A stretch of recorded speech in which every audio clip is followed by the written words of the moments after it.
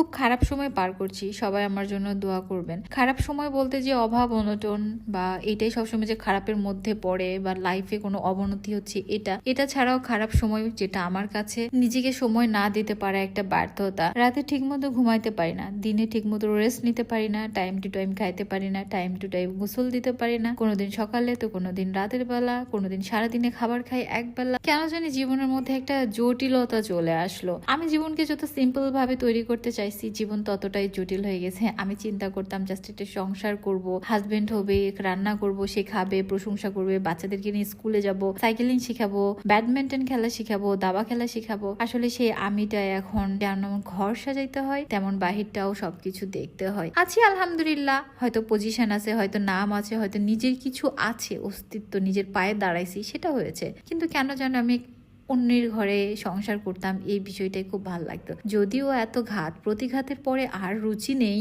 কিন্তু সেই সময়টা খুব বড় একটা স্বপ্ন ছিল, সংসার করব। হ্যাঁ, সংসার আছে, এই প্রত্যেকটা জিনিসই তো সংসার, কথাও হয় একতরফা এই সংসারের প্রত্যেকটা জিনিসের সাথে, কিন্তু আসলে তারা তো আর ফিডব্যাক দেয় না। সকালবেলা থেকে উঠি, একের পরে এক কাজ থাকবে। আজকে আমার অনেক কাজ আছে। লাস্ট টাইম আমার অনলাইনে চাপের জন্য বাসা 3 দিন গোছাইতে পারিনি, হালকা পরিষ্কার করেছি, যদিও আমার নিজের রুমটা প্রতিদিন মুছি। তাই আজকে পুরো বাসায় সেই করে ওয়াশ করব। এর মধ্যে অনলাইন আপডেট করেছি, প্রোডাক্ট গুলো রেডি করেছি, অ্যাপস এর জন্য করে কথা বলছি, স্টেট ফার্স্টে কোন প্রোডাক্ট কোথায় আছে। আর আমি যে ভয়েস ওভারটা দিচ্ছি, এখন বাজে রাতের 3টা নিয়ার অ্যাবাউট, কিন্তু আমার 7তলাতে বাসা, সেখানে নিচ থেকে যে কুকুর এত জোরে চিল্লাচিল্লি করতেছে, আমার ভয়েস ওভারে আসতেছে। মানে এই রাতের বেলা এডিট করেও শান্তি নাই, কোথায় যাব।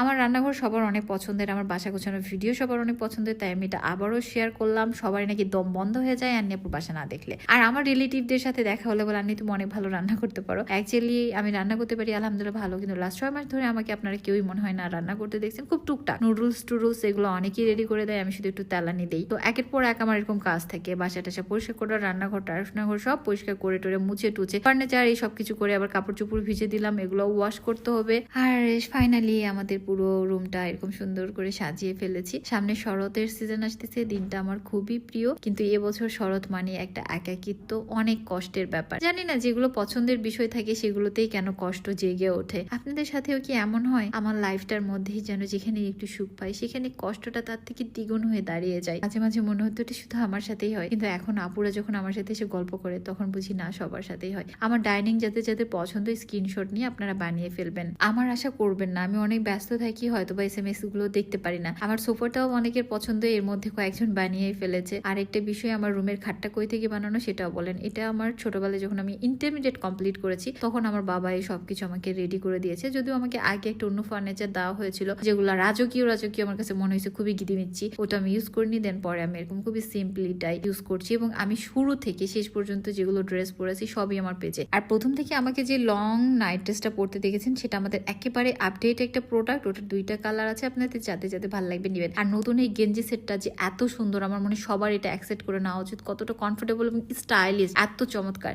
আর ফাইনালি আমি একটা পিঙ্ক গাউন পরে চলে যাচ্ছি আমার শোরুমে। সামহাও আমার জুতার সাথে আমার জামা কেন জানি ম্যাচ হয়ে গেছিল। মজার ব্যাপার হলো পিঙ্ক কালার পরলে কেন জানি মনে হয় বয়স কমে আসে। যদিও এই কথা শোনার পরে কেউ হেসে দিবে, আবার কেউ অ্যাপ্রিসিয়েট করবে, তাতে আমার কিছু যায় আসে না। আর আমার হাত কাজ করতে করতে এত লাল হয়ে গেছিল, রিক্সায় আমি তাকায়, উফ আমার এত মায়া লাগছে। এসেই দেখি আমাদের শোরুম ভরা এত আপুরা, খুব ভালো লাগলো। আর আপনারা জানেন আমি যখন শোরুমে আসছি তখন সময় কত, তখন বাজে 5টা সামথিং, মানে 5:30 পার হয়ে গেছে। এখন অব্দি একটা গ্লাস পানিও আমি খাই নাই। এসেই এত আপু যে তাদের আমি প্রোডাক্ট সব ডেলিভারি দিতে আমার অবস্থা খারাপ। এবং আমি যেহেতু পিঙ্ক কালার পরে আসছিলাম, এই সময় নুসা এবার মামনি চলে আসছে আমার জন্য জুস আর মুড়ি মাখা নিয়ে। তো তখন আমার ড্রেসটা দেখে আপুর এত ভালো লাগছিল যে উনি এবং বাবু দুজনে 2টা নিয়েছে। এবং আমাদের নতুন ড্রেসটা যে আমি এত রেসপন্স পাবো এটা বুঝিনি। এই ড্রেসটা প্রেগনেন্সির জন্য যারা পড়তে চান পড়তে পারেন, যারা স্টাইল করে পড়তে চান যে একই রকম কামিজ কুর্তি পরবো না, এটা পড়তে পারেন। নাইট ড্রেস অনেক পরে ফেলেছি, এইটা পরবো। তো সবার জন্য এই ড্রেসটা ভাই, ছোট বড় কোনো বাধা নাই, সবাই পড়তে পারেন। যারা একটু মাথায় কাপড় দিতে পছন্দ করেন, এটা